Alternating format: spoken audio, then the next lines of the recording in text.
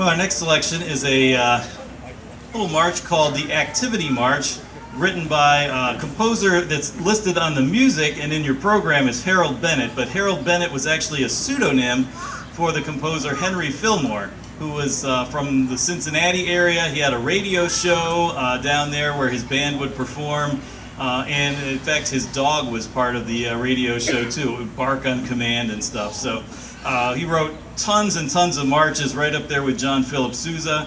Hope you enjoy the Activity March.